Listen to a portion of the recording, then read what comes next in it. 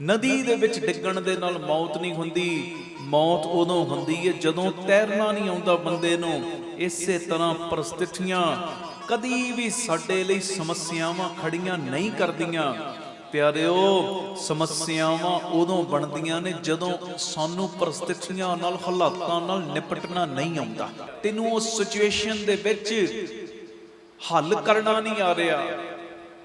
ਆਲਾ ਦੁਆਲਾ ਪਰਿਸਥਿਤੀਆਂ ਜਿੰਨੀਆਂ ਵੀ ਨੇ, ਭਾਵੇਂ ਤੇਰੇ ਅਨੁਕੂਲ ਨਹੀਂ ਨੇ, ਉਹ ਨਾ ਅਨੁਕੂਲ ਪਰਿਸਥਿਤੀਆਂ ਦੇ ਵਿੱਚ ਜੇ ਤੈਨੂੰ ਜੀਣਾ ਆ ਗਿਆ ਨਾ, ਤੇ ਫਿਰ ਪਿਆਰਿਆ ਟੈਨਸ਼ਨਾਂ ਤੇਰੀਆਂ ਮੁੱਕ ਜਾਣੀਆਂ। ਆਖੋ ਧੰਨ ਗੁਰੂ ਰਾਮਦਾਸ ਜੀ, ਧੰਨ ਗੁਰੂ ਰਾਮਦਾਸ ਜੀ।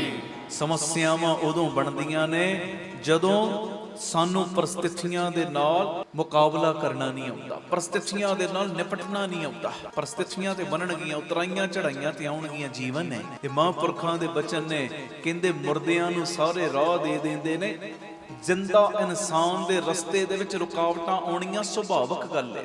ਜੇ ਆ ਗਈਆਂ ਰੁਕਾਵਟਾਂ, ਕਿਤੇ ਸਰੀਰ ਢਿੱਲਾ ਮਿੱਠਾ ਹੋ ਗਿਆ, ਪਰਿਸਥਿਤੀ ਇਹੋ ਜਿਹੀ ਬਣ ਗਈ, ਘਰ 'ਚ ਕਲੇਸ਼ ਆ ਗਿਆ, ਪਰਿਸਥਿਤੀ ਇਹੋ ਜਿਹੀ ਬਣ ਗਈ, ਮਾਈਂਡ ਆਪਣਾ ਸੈੱਟ ਕਰਕੇ, ਸ਼ਾਂਤ ਕਰਕੇ, ਬਸ ਅੰਮ੍ਰਿਤ ਵੇਲੇ ਆਪਣੇ ਮੌਲਕ ਦੇ ਚਰਨਾਂ ਦਾ ਧਿਆਨ ਧਰ ਕੇ ਜੁੜ ਜਾ।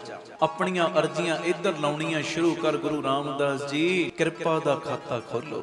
ਬਾਬਾ ਦੀਪ ਸਿੰਘ ਜੀ, ਕਿਰਪਾ ਦਾ ਖਾਤਾ ਖੋਲੋ, ਰਹਿਮਤ ਦਾ ਖਾਤਾ ਖੋਲੋ। ਇਹ ਜਿਹੋ ਜੀਆਂ ਪਰਿਸਥਿਤੀਆਂ ਬਣੀਆਂ ਨੇ ਨਾ, ਇਹਨਾਂ ਪਰਿਸਥਿਤੀਆਂ ਦੇ ਨਾਲ ਮੈਨੂੰ ਜੂਝਣਾ ਆ ਜੇ, ਇਹਨਾਂ ਨਾਲ ਮੈਨੂੰ ਲੜਨਾ ਆ ਜੇ, ਇਹਨਾਂ ਦਾ ਕੋਈ ਨਾ ਕੋਈ ਹੱਲ ਤੁਸੀਂ ਆਪਣੇ ਢੰਗ ਦੇ ਨਾਲ ਮੇਰੀ ਝੋਲੀ ਵਿੱਚ ਕਰਕੇ ਪਾ ਦਿਓ। ਆਖੋ ਧੰਨ ਗੁਰੂ ਰਾਮਦਾਸ ਜੀ।